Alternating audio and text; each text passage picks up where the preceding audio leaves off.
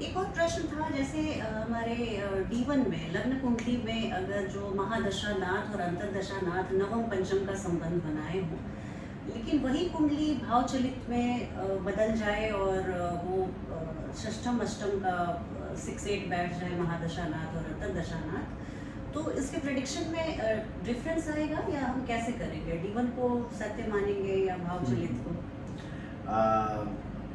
मुझे अभी वो आ रहा है ना, तो जन्म कुंडली सत्य है ना भाव चलित सत्य है जी। दोनों ग्रहों की अंशात्मक दूरी, अच्छा। डिग्री डिफरेंस क्या है, हाँ। उस पर निर्भर करता है। ओके। जैसे अगर पत्रिका में दो ग्रह अपनी नव पंचम की बात की, जी। अगर मैं गलत नहीं हूँ तो 120 और 270 जी। ये वाली दूरी को, हाँ। ना तो जन्म कुंडली अंशात्मक दूरी की हम जी। बात कर रहे थे, तो एक जो अब नव पंचम की बात करते हैं, जब कोई दो ग्रह आपस में 120 डिग्री की दूरी पर, ठीक है, तो हम उसे कहते हैं कि ये उससे 5th हाउस में बैठा है। ओके। 5-9 रिलेशन। जी। 120 105 से लेके 120 तक और थोड़ा उससे ऊपर तक जी। वो प्रभाव रहता है। अगर डिग्री 105 से भी कम हो जाए जी। तो फिर हम उसको षडाष्टक लेते हैं। ठीक है। तो मतलब कहने का ये है कि हमें ना भाव चले देखना, ना हमें D1 देखना, जी। दोनों ग्रहों की डिग्री को लिखिए। ठीक है। अगर अंतर 120 105 से लेकर जी। 30 उसमें जोड़ेंगे 135 तक, 135। अगर ये नंबर आ रहा है जी। तो आप बोलिए कि ये नवम पंचम है, नवम पंचम। और अगर नहीं आ रहा है तो षडाष्टक है। ये बात। बहुत दुरूह प्रश्न को आपने बहुत सरल करके बताया सर, बहुत आभारी हूँ। और सर, ये भी कहा जाता है, विद्वानों का मत है कि केतु जो हमारी जन्म कुंडली में होते हैं उनको मंगल या चंद्रमा के नक्षत्र में नहीं होना चाहिए, अच्छा नहीं माना जाता है। तो ऐसा क्यों बोला जाता है सर? क्या इसमें कोई तथ्य है? देखिए, वैसे तो सामान्य परिस्थिति में हर नक्षत्र का अपने गुणधर्म है जी। आप जब हम कहते हैं कि केतु चंद्रमा के नक्षत्र में अच्छा नहीं माना जाता, जी। तो किस नक्षत्र में? रोहिणी में, रोहिणी। हस्त में या श्रवण में, 3 नक्षत्र हैं। ठीक है। अगर हम तीनों को एक सिरे से या एक लाठी से हाँक देंगे जी। तो ये एक जेनरिक सी लाइन हो जाएगी, और मैं इसको मतलब सही नहीं मानता। जी। पर फिर भी अगर हम इसमें कुछ तथ्य ढूंढने की कोशिश करें, जी। तो देखिए, चंद्रमा के तीनों नक्षत्र पृथ्वी तत्व राशि में आते हैं, 2, 6, 10 में आते हैं। बिल्कुल सर। और केतु पृथ्वी तत्व राशि में उतना कंफर्टेबल नहीं होता जितना कि वो अग्नि तत्व में होता है। ओके। तो इस आधार पर हम कह सकते हैं केतु चंद्र के नक्षत्र में कुछ खास फल नहीं दे पाएगा। ठीक है। एक जी। इसी तरह आपने मंगल के नक्षत्र की बात की। अगर मंगल के नक्षत्र भी देखें, केतु बली होता है अग्नि तत्व राशि में, यानी 1, 5, 9 9। या 4, 8, 12 राशि में, ठीक है। और मंगल का कोई भी नक्षत्र इन 6 राशि में नहीं पड़ता। अच्छा। तो मतलब कहने का ये है कि अगर केतु इन नक्षत्रों में हुआ तो स्वाभाविक है अपनी कंफर्टेबल पोजीशन से अलग जगह बैठा है। तो ऐसे तो हम देख सकते हैं, पर मैं फिर भी यही कहूँगा जी। कि मंगल के तीनों नक्षत्र का अपना अलग अलग फल है, केतु किस में बैठा है जी। वो देखना ज़्यादा लॉजिकल है, ना कि ये कहना कि तीनों में एक जैसा फल होता है। तो सर, फिर ये कहा जाता है ना कि शनिवत राहु और भौमवत केतु, हाँ, तो फिर इनको मंगल के नक्षत्र में नहीं अच्छा लेना चाहिए। होना चाहिए जी सर। नहीं, मैं वही बात बता रहा हूँ कि अगर ग्रह को आप उसके नक्षत्र अधिपति की तरह देखें जी। कि भाई चलिए ये मृगशिरा नक्षत्र है तो मंगल का नक्षत्र जी। होता है। जी। तो पहली चीज़ तो ये कि मृगशिरा और जो बाकी मंगल के नक्षत्र में बहुत अंतर है। तो ये लाइन तभी नहीं लगती, जैसा आपने बिल्कुल सही कहा कि जो आपने स्टेटमेंट पहली जी। कही वो दूसरी स्टेटमेंट को कॉन्ट्राडिक्ट करती है, कॉन्ट्रडिक्ट करते हैं। और इसी से पता लगता है कि ये स्टेटमेंट सही नहीं। जी सर। Thank you sir. अच्छा, कुछ जैसे ग्रहों की दृष्टियों को हम एक खास संज्ञा देते हैं सर, जैसे गुरु की तीसरी दृष्टि, ऐसे ग्रह जिनकी 3 दृष्टियां होती हैं उनकी किसी एक दृष्टि को हम खास महिमा मंडन उसका ज़्यादा करते हैं सर। गुरु की तीसरी नवम दृष्टि को हम बोलते हैं कि ये अमृत तुल्य दृष्टि है। इसी तरह शनि की तीसरी दृष्टि को हम बोलते हैं कि विच्छेदात्मक है, और शनि की तीसरी दृष्टि सबसे प्रभावी होती है। तो ये इस तरह का क्या इन तथ्यों में कितना वजन है सर? देखिए, अगर मैं बृहद पराशर होरा शास्त्र की बात करूं, जो कि एक क्लासिकल बुक है, जी।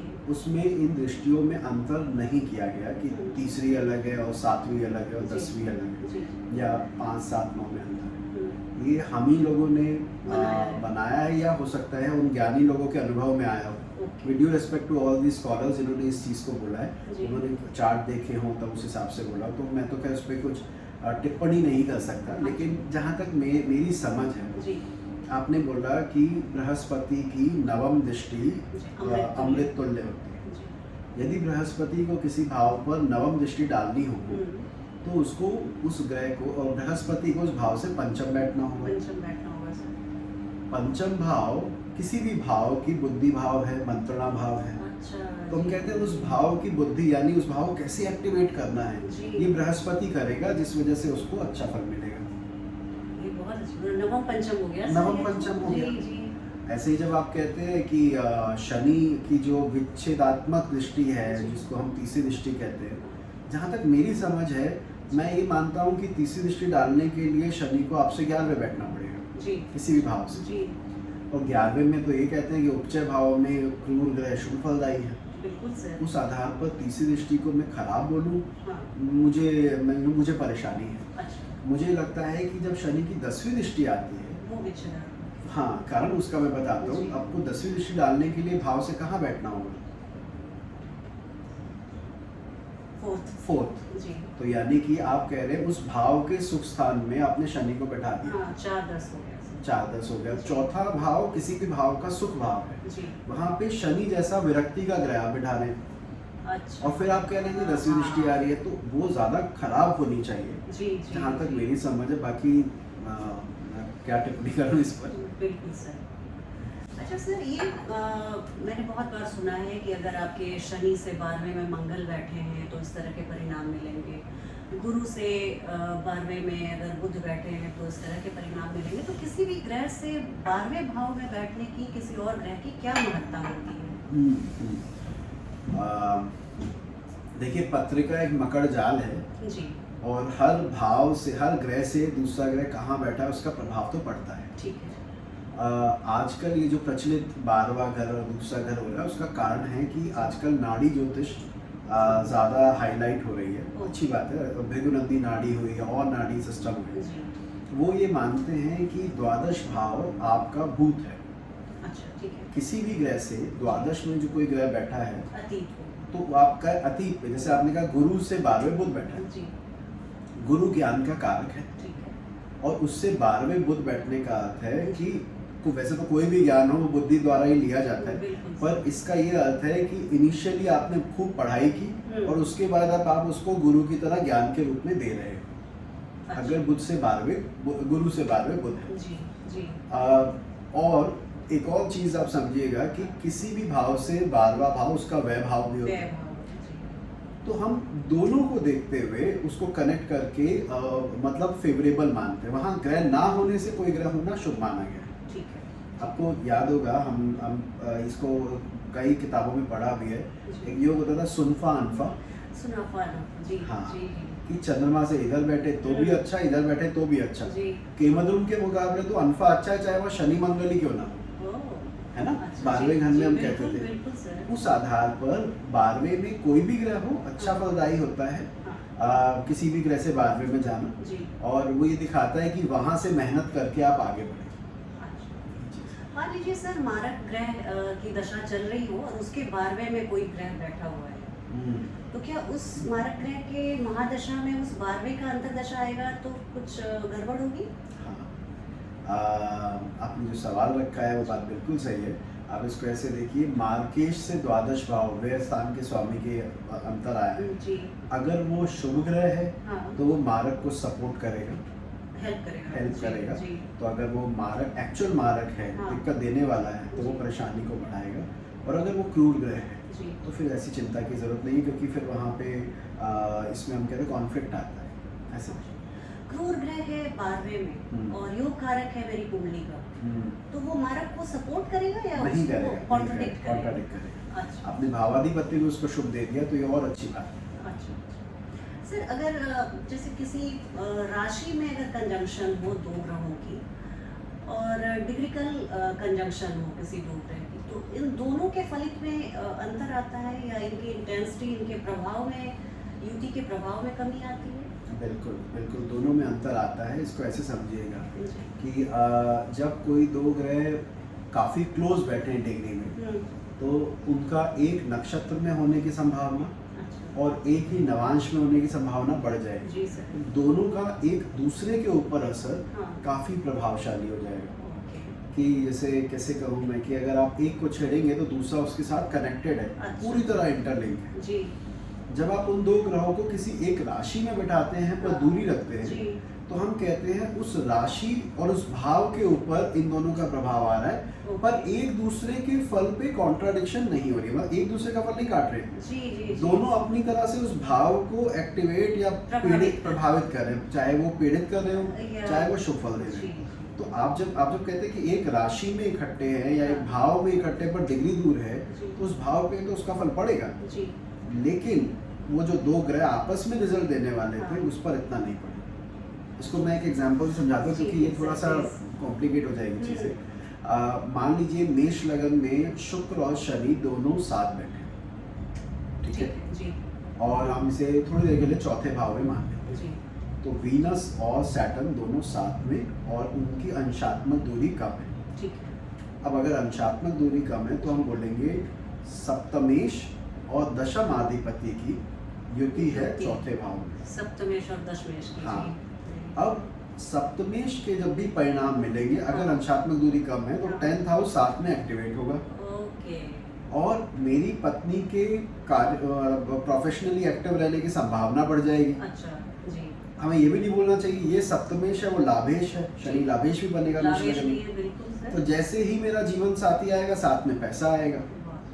ठीक जी, है। जी जी। ऐसे करके हम इसको इंटरलिंक करके प्रेडिक्ट करेंगे कि ये दोनों आपका कनेक्ट हो गया जी, इसके साथ ये तो मिलेगा ठीक है। By one get one free वाला हो गया, जी। तो ये आ जाएगा।